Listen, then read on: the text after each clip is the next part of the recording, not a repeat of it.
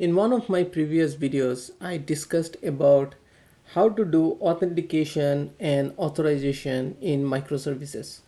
And I shared three different ways of doing it, as well as the one which I personally prefer. So this is the diagram of the one which I personally prefer. If you need more context about that video, I'll share the link to the video in the description below, so you can go and take a look. But the idea here is we can introduce an API gateway of some sort. It can be an API gateway using one of the out-of-box API gateway from the cloud providers, or it can be external API gateway like Apigee, or it can be code-based API gateway like Ocelot. I've also done a video on how to use Ocelot as a API gateway, and I'm going to share the link of that video as well in the description below. So the idea here is the calls will always come to an API gateway from clients, be it a web client, a mobile client, or server-to-server communication.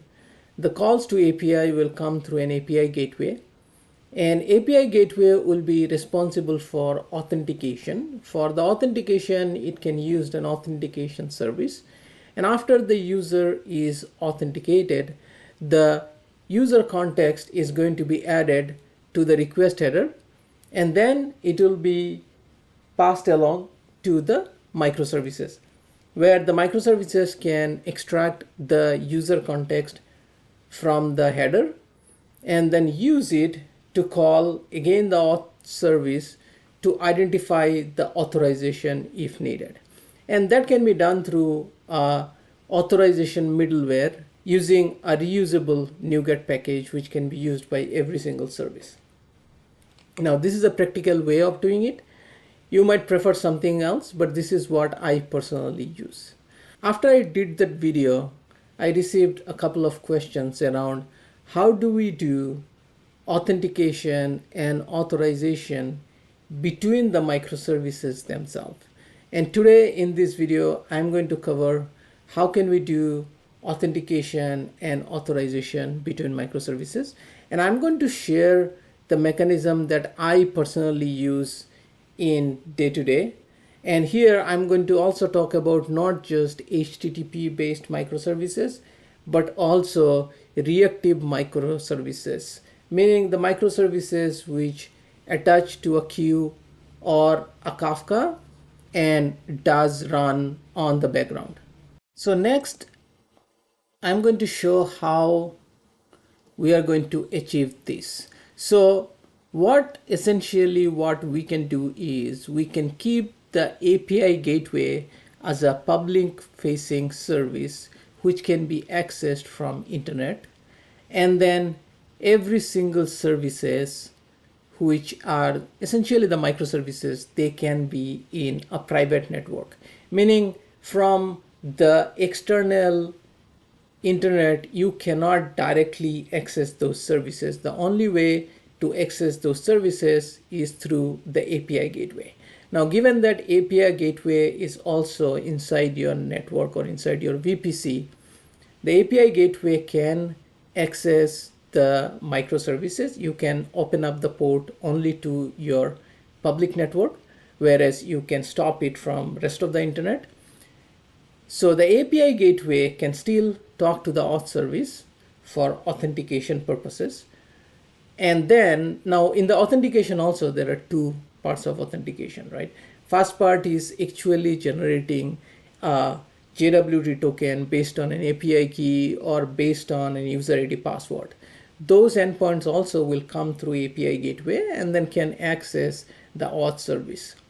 And those are the only thing that we need to expose for the API gateway. And once authentication is done, the API gateway can transfer the call to individual microservices. Now, the individual microservices after that, remember I mentioned that the API gateway is going to keep the user context into the HTTP header. And the user context is nothing but a tenant ID or account ID and a user ID, user email, whatever information that is needed to uniquely identify a particular user and tenant, they can all be part of the HTTP header. And then the microservices can use those user contexts to authorize using the auth service again. And the microservices should be able to call the auth service because it's an internal service. It's in the private network. And then between the microservices, when they're communicating, all they have to do is just pass along the user context the same way as the API gateway passes along, basically in header. In that case, none of the services had to make any change for working with each other because all of them are using the same user context while communicating with each other, and they can use those user context to just use them as is or use the authorization service to authorize what all features they have to use. At this point in time, all the microservices know that the request has already been authenticated. So it is an authenticated user. All they have to do is just to authorize to see if they can perform a certain action or not. So that is how we can differentiate between the external call versus internal call, and the internal microservices can talk to each other the same way, basically just passing the header information of user context. Now that we understand how we can achieve a microservice to microservice communication, it's essentially there is no authentication between microservices. The microservices are just going to talk to each other without doing any authentication, because since they are in private network, it is guaranteed that when a call is coming to them, it's already been authenticated. So for example, the inventory microservice knows whether the call comes through API gateway or it is coming through order service, it's already been authenticated, because in both cases the API gateway is responsible for doing the authentication. It is just getting the user context in the header and it is just dealing with it. It doesn't matter how it comes. So this makes architecturally as well as for managing the services extremely easy when it comes to authentication between microservices. Here you basically don't even do any authentication. You just rely on user context and use that as the truth data, because the API gateway would have done the work for you before it comes to individual microservices. But if a microservice needs some sort of authorization to identify what this particular user in context can do or cannot do, they will be going and calling the auth service for authorization purpose, which is different from the general authentication. And for the authentication service, as I mentioned, you can create a common middleware using a NuGet package, which can be used by all your microservices. Now next comes how this is going to work for reactive microservices. By now you would have understand it is not going to be any different. So when it comes to a reactive microservice, basically a microservice which is listening to a Kafka topic or a RabbitMQ queue or maybe an SQS or Azure Service Bus, the microservices which are HTTP microservices or the front-facing microservices, which are usually called by client application, be it web or mobile or direct call from another server, those microservices will get the user context through the API gateway. And when you design it, the way to design it is just like the HTTP services call each other with the user context in HTTP header. Similarly, the user context can be passed along to every single queue or Kafka topic or whatever other queuing mechanism you might use to have that user context serialized part of the header of a particular message.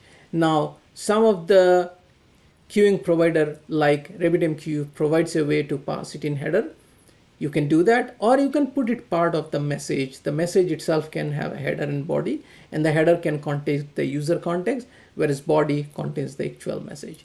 It based on how do you want to do the detailed design for that particular part. But the idea here is the user context is passed along to all the microservices, irrespective of there being an HTTP microservice or reactive microservice which are connected to queue or Kafka topic or some other mechanism. All of them gets the same user context. And then the reactive microservices can choose to use the authentication service again for the authorization purpose to identify if the user is context can execute a certain function or not.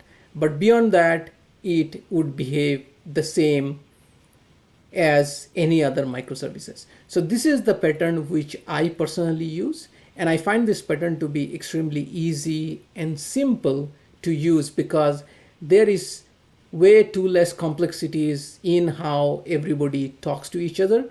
Because once you decide that the API gateway does the authentication and passes the user context in the header, that header can be understood universally by every microservices in your environment. So that makes life much more simpler in my opinion. That is all I wanted to cover for today's video. If you like this video, please give it a thumbs up. And if you are new to this channel and you think you are getting value out of this channel, please subscribe to the channel. And thanks so much for watching this video.